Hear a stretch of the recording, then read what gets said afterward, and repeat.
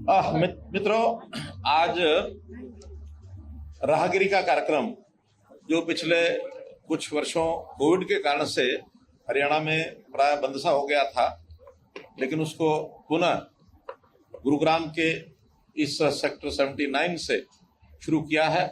गुरुग्राम का ये outer area है और आज के इस कार्यक्रम में हजारों युवा, हमारे बेटे बेटियां और हमारे कलाकार, खिलाड़ी, बाल खिलाड़ी, सब लोगों ने भाग लिया। बहुत सी एनजीओज ने इसमें एक प्रकार से सहयोग किया है और एक प्रकार से सफलतम कार्यक्रम आज फिर से शुरू हुआ है। इससे पहले लगभग 9 सालों में मैं ये कह सकता हूं कि दर्जनों शहरों में ये कार्यक्रम चालू था। अभी तक का जो रिकॉर्ड है, 1,30,00,000 लोगों ने इस समय तक राहगिरी के कार्यक्रम में भाग लिया। राहगिरी कार्यक्रम कहीं साप्ताहिक, कहीं पाक्षिक, कहीं मंथली, ये सब होते रहे हैं। और साथ साथ हमने कई जगह मैराथन दौड़े किसी न किसी संदेश को, किसी थीम को लेकर के वो भी कराई हैं और उसमें भी संख्या 20,000 से लेकर के 60,000 तक ये रहती रही है।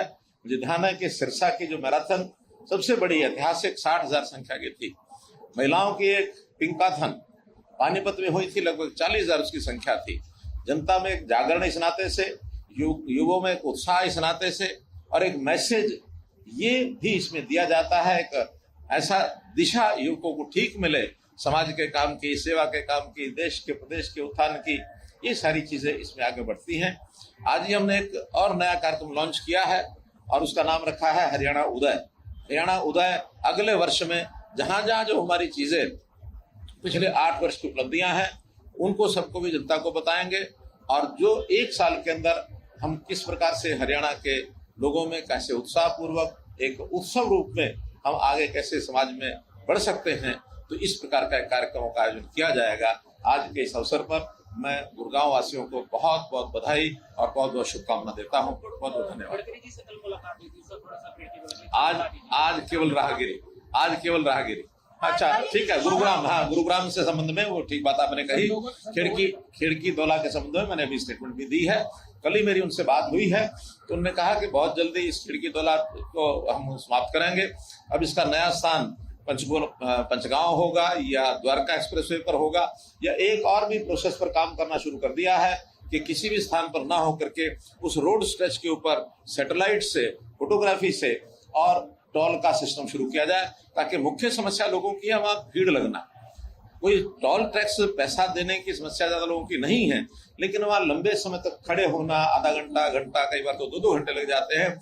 उस समस्या का समाधान तभी होगा कि जो टोल के जो बैरियर्स है उसको कैसे हटाया जाए, कैसे उसका समाधान किया जाए, इस पर काम करे सरकार। मुझे लगता है कि अगले कुछ 2-3 महीनों में ही ये चीज जो है जल्दी इसका हल निकलेगा। बहुत बहुत धन्यवाद।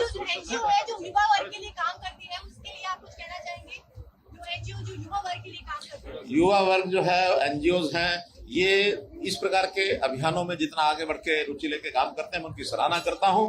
और युवाओं को निश्चित रूप से एक ऐसी एज में जब कुछ काम करने की उनमें एक उत्साह होता है, उनके अंदर जोश होता है, जरूर उसमें काम करना चाहिए। इस काम को करने के लिए सरकार की ओर से जिस भी प्रकार की कोई सहयोग सहायता की जरूरत होगी उसको हम करने के लिए तैयार हैं।